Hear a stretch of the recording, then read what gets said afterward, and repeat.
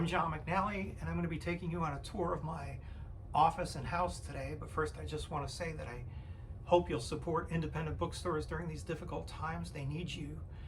Stores like The Bookseller, which is one of my all-time favorite stores to shop, but also one of my all-time favorite venues to promote my books when I'm on a book tour. All right, let's go check out my office. My job at the University of Louisiana is writer in residence, which is a job that Ernest Gaines had for 20 years. So the house that I live in is the house that Ernest Gaines lived in while he was here. So it's possible that some of the books that he wrote in this very office.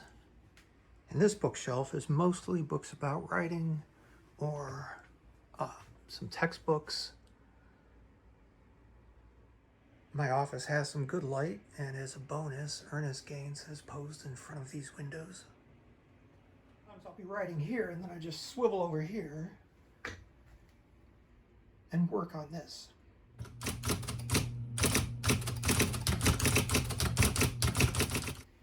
This is the payroll box for the movie Congo. Long story. If I get bored working, I just swivel around this way and start reading about Mick Fleetwood. When I was in 7th and 8th grade, I wrote a book about old-time comedians, so I have this original poster of Abbott and Costello in my office. I keep some inspirational quotes near me when I work. This one here I wrote to remind me of how much certain writers write. 2,000 words a day for Arthur Golden, 3,000 words a day for Thomas Wolfe. John Irving was 36 years old when The World According to Garp, his 4th novel, was published. I'm 54 now, so, oh well. I have a mat here in case I ever want to do sit-ups, which I don't. Draft of a novel that I just finished, but I set aside so I could work on another novel. Dubliners. I've lived in this house for 7 years, and I don't think anybody's actually ever stepped foot in this office, so this is where I keep hidden awards and diplomas and things like that. But I also keep this photo of myself here because this is not for public display. Check out that leisure suit. Check out that collar. And let's see what we have here. Some money from Thailand for a quick getaway.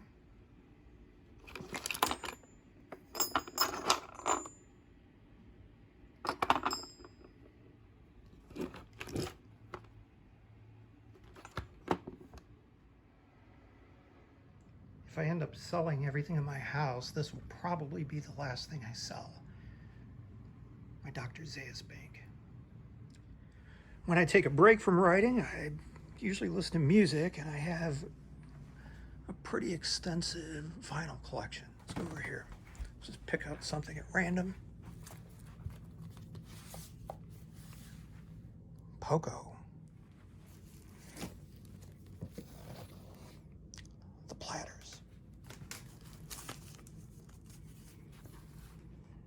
The Jam. I bought this typewriter at a flea market when I was in 4th grade, and this is what I learned to type on. And this is a sunroom that the cats have taken over, but this is where I read at night and in the mornings.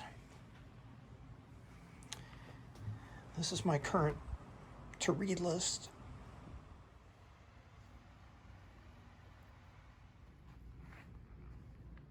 I don't actually write here too often, but I do use this typewriter on occasion. And now I'm going to read from my favorite novel, Revolutionary Road by Richard Yates. This is from the 1st chapter. Clumping their heavy galoshes around the stage, blotting at their noses with Kleenex and frowning at the unsteady print of their scripts, they would disarm each other at last with peals of forgiving laughter, and they would agree over and over that there was plenty of time to smooth the thing out. But there wasn't plenty of time, and they all knew it.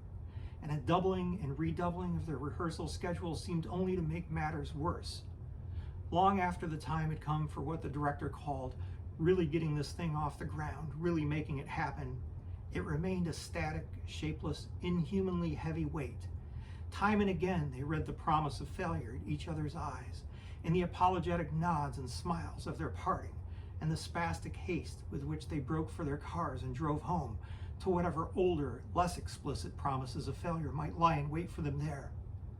And now tonight, with 24 hours to go, they had somehow managed to bring it off, giddy in the unfamiliar feel of makeup and costumes on this first warm evening of the year. They had forgotten to be afraid. They had let the movement of the play come and carry them and break like a wave. And maybe it sounded corny, and what if it did? But they had all put their hearts into their work. Could anyone ever ask for more than that?